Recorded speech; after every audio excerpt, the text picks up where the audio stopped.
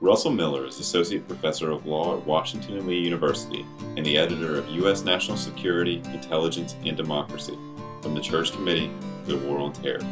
Professor Miller discusses his book and explains the continuing relevance of the 1975 Intelligence Committee's work as debate continues over how to balance national security interests with the preservation of civil liberties.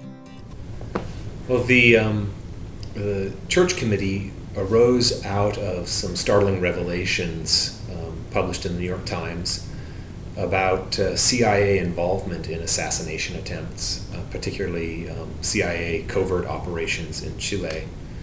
And that's one of the amazing parallels between the history of the Church Committee and the contemporary debate over national security and intelligence oversight.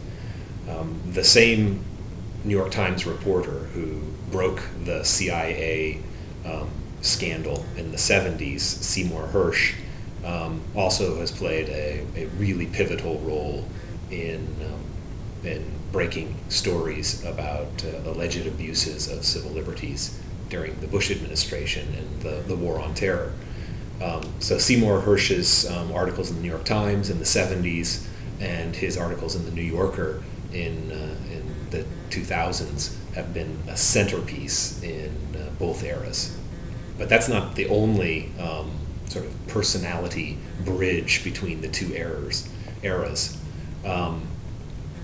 It's also worth noting, and a number of the contributors to the book make a big deal out of the fact that there are a number of members of the administration today, or at least in the early part of the War on Terror, who were playing important roles in Washington, D.C. in the 1970s. And most importantly, of course, Vice President Cheney was White House Chief of Staff in 1975 at the time that the Church Committee was formed, and Donald Rumsfeld was in his first tour as Secretary of Defense in 1975 at the time that the Church Committee was formed. Both of those figures play prominent roles in the War on Terror. So there are these really fascinating personality bridges between the two eras. I'd say that some other parallels that emerge from the project that lend towards the possibility of congressional oversight or engagement with the executive on issues of national security and civil liberties are, maybe most importantly, the fact that you have a partisan split in Washington, D.C. In 1975, Gerald Ford is serving as president, but Congress is controlled by the Democrats, and that fuels the possibility of congressional engagement with the executive. Of course, that is true as well right now. But I think it's really important for me to point out that the Church Committee didn't hold itself out as an attempt to investigate just one particular president and just one particular era. Instead, its focus was comprehensive. It was the operations of the U.S. intelligence community in the post-World War II era. And in that sense, it constituted an investigation of every presidential administration since the end of World War II. That scope of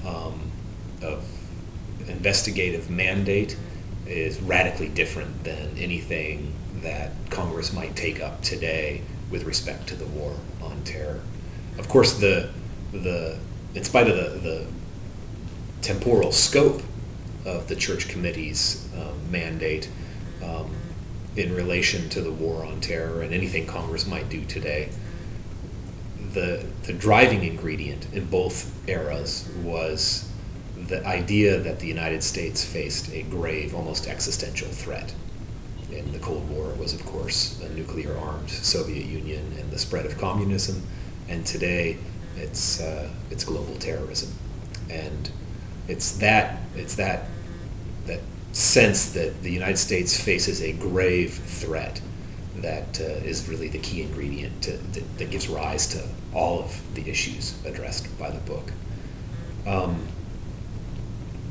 From my perspective, I think it's fair to say that the attacks of September 11, 2001 represent a much more serious threat, both in the impact they had on the United States directly and in the nature of global terrorism. They represent, it's sort of baseless, globalized, seemingly irrational orientation.